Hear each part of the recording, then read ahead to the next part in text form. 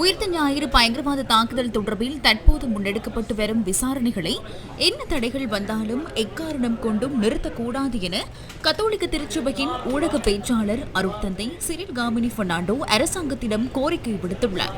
கொழும்பு ஆயர் இல்லத்தில் இன்று ஏற்பாடு செய்திருந்த ஊடக சந்திப்பிலேயே அவர் இதனை வலியுறுத்தியுள்ளார். இந்த விசாரணைகள் நீண்ட காலமாக நிறுத்தப்பட்டிருந்தன. இப்போது இந்த விசாரணைகள் ஆரம்பிக்கப்பட்டு தொடர்ந்து முன்னெடுக்க ஆரம்பித்தவுடன் பல்வேறு தரப்பினர் பதற்றம் அடைந்துள்ளனர். ஏதேனும் ஒரு குற்ற செயல் தொடர்பான விசாரணைகள் நடக்கும்போது அதற்காக யாரும் பதற்றமடைய வேண்டிய அவசியமில்லை. பாதிக்கப்பட்ட மக்களுக்கு உண்மையும் நீதியும் நிலைநாட்டப்பட வேண்டும் என்ற இடத்தில்தான் நாங்கள் அன்றிலிருந்து இன்று வரை பேசினோம், செயல்பட்டோம். அவர்கள் இறக்கும் வரை இந்த வேதனையை அனுபவிக்கின்றார்கள். அப்படியானால் அந்த வேதனையை நாட்டு மக்கள் என்ற ரீதியில் நாம் புரிந்து கொள்ள வேண்டிய ஒரு விடயமாகும்.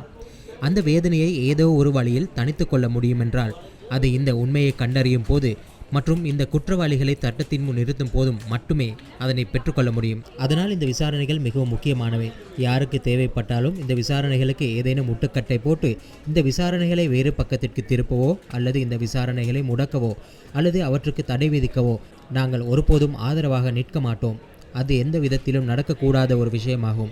இந்த புலனாய்வு குழுக்களிடமிருந்தும் அதே போன்று அரசாங்கத்திடமிருந்தும் நாங்கள் கேட்டுக்கொள்வது என்னவென்றால், என்ன விதமான தடைகள் வந்தாலும் இந்த விசாரணைகளை இடைவிடாது தொடர்ச்சியாக முன்னோக்கி கொண்டு செல்ல வேண்டும் என்பதே ஆகும். அடுத்ததாக, இந்த விசாரணைகள் அரசியல்வாதிகள் தலையிடக்கூடாது. இந்த நாட்டில் சட்டப்பூர்வமான புலனாய்வு குழுக்கள் இருக்கின்றன. போலீசார், குற்றப்புலனாய்வு திணைக்களம் என அவர்கள் விசாரணைகளை மேற்கொண்டு வருகின்றார்கள். அவர்கள் சுதந்திரமாக அந்த விசாரணைகளை முன்னெடுத்து செல்வதற்கு உதவுவதே ஒவ்வொருவரினதும் கடமையும் பொறுப்புமாகும்.